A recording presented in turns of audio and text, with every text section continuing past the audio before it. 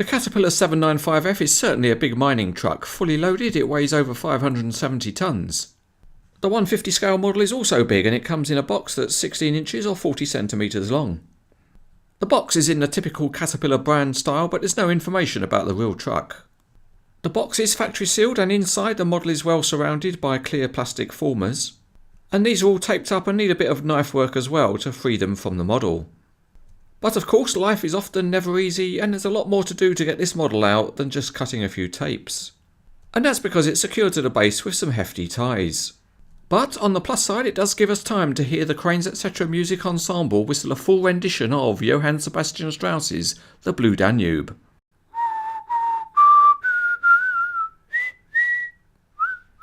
That's quite enough of that, thank you. Don't call us, we'll call you. Thank you so much. Once the model's out of the box, there's no assembly to do, but there's a couple of other bits of wrapping to do, one of which holds the dump body down, and there's a small piece of wrapping over the staircase at the front.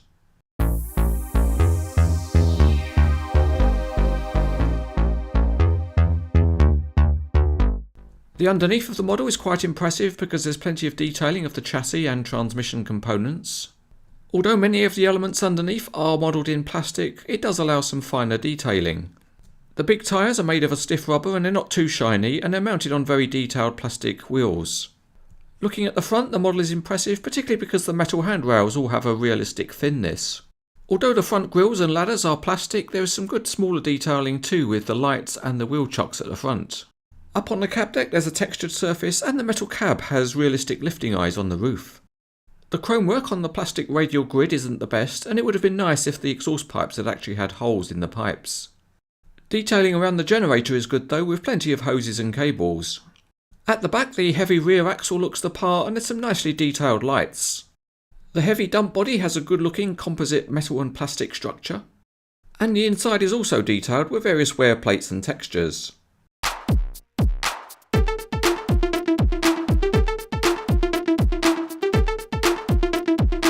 The 795F AC is an electric drive mining truck. It works by having a huge diesel engine underneath the cab deck at the front, and that drives a big generator just in front of the rear axle. The DC current generated is fed to the inverter cabinet, and there it's converted to AC or alternating current, and that's used to power the electric motors in the rear axle. To help with the truck's braking, the motors turn into generators and the energy is dissipated in the radial grid.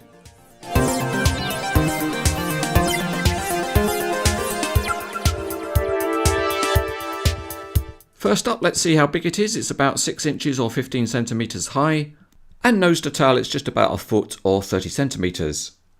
Turning the model over, all of the wheels at the rear share a common axle and it spins very freely, and the steering on the front axle is stiff and works quite well. The maximum angle seems fairly shallow, but it's good enough to get an interesting pose.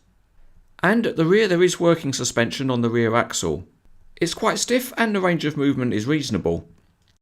Another nice couple of features at the rear end are that there are debris bars which hang down between the rear tyres, and there are also retaining cables which can be unhooked from their stored position, although you can't actually hook them on to keep the body up. Overall, this is a large and heavy model, so it does well when it appears in the Cranes Etc. mine. It rolls along really smoothly with a nice feel of momentum behind it. It also works equally well if the steering is set, and it will trace around a shallow curve.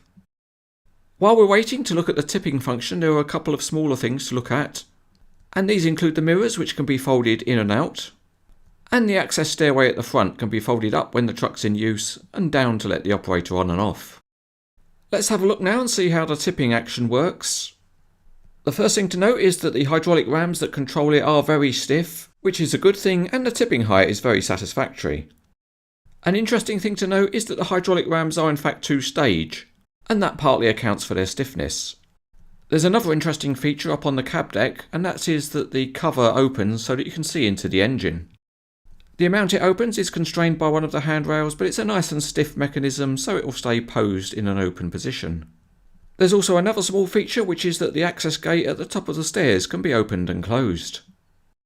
Okay, it's time for a genuine imitation real-life tipping test, and here the truck is loaded with some big limestone rocks, and overall it's pretty efficient at dumping its load. This is a Cranes Etc. safety advisory. Always be aware of what's coming up your behind.